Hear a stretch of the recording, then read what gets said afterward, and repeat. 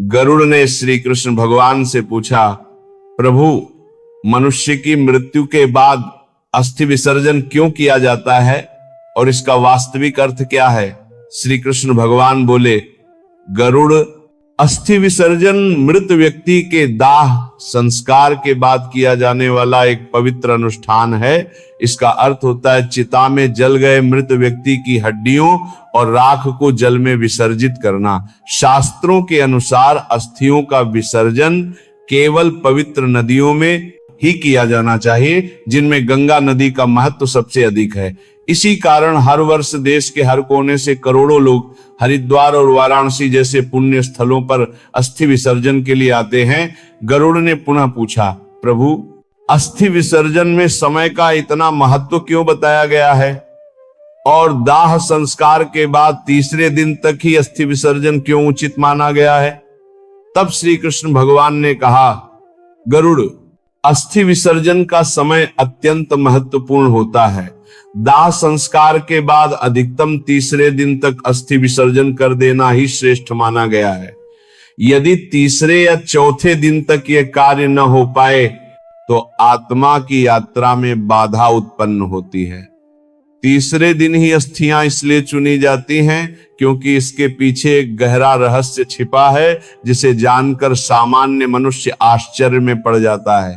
श्री कृष्ण भगवान बोले, गरुड़, अस्थियों का विसर्जन कोई साधारण प्रक्रिया नहीं है।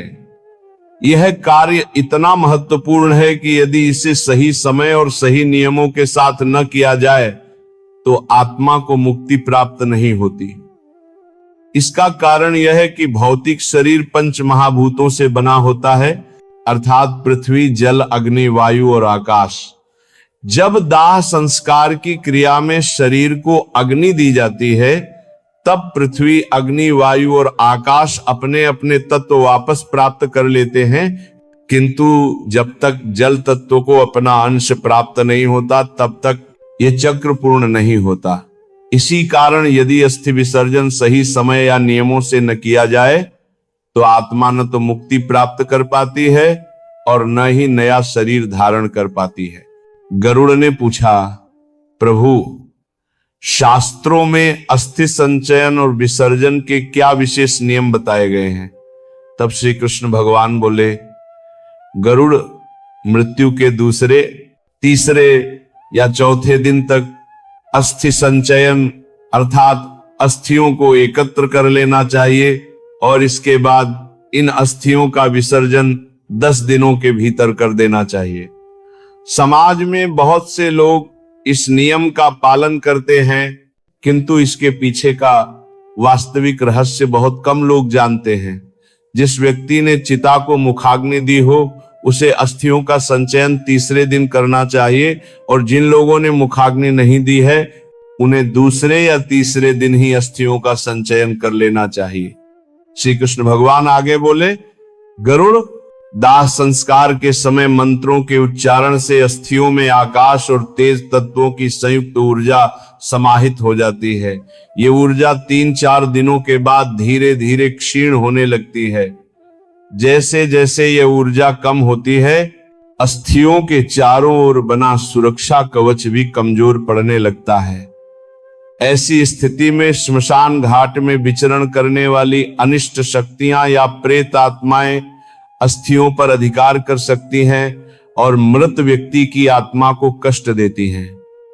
इतना ही नहीं, वे मृतक के परिजनों को भी कष्ट देने का प्रयास करते हैं, विशेषकर उस व्यक्ति को जिसने मुखाग्नि दी होती है।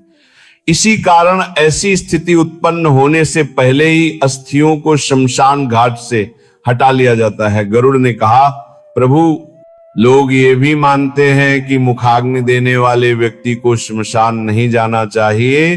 तब श्री कृष्ण भगवान बोले, गरुड़, यह सत्य है। जिसने मुखाग्नि दी हो उसे श्मशान या अन्य अपवित्र स्थानों पर अधिक समय तक नहीं जाना चाहिए, क्योंकि वहां विद्यमान अनिष्ट शक्तियां उसे हानि पहुंचा सकती हैं। इसी कारण चिता की अग्नि शांत होते ही परिजन राख और अस्थियां लेकर घर लौट आते हैं, जो व्यावहारिक दृष्टि से भी उचित है। इसके अतिरिक्त श्मशान घाट पर एक साथ अनेक चिताएं जलती हैं, जिससे अस्थियों की राख आपस में मिलने की संभावना रहती है। यदि किसी दूसरे व्यक्ति की अस्थियां आपस में मिल जाएं, तो आत्मा की यात्रा में बाधाएं उत्पन्न होती हैं।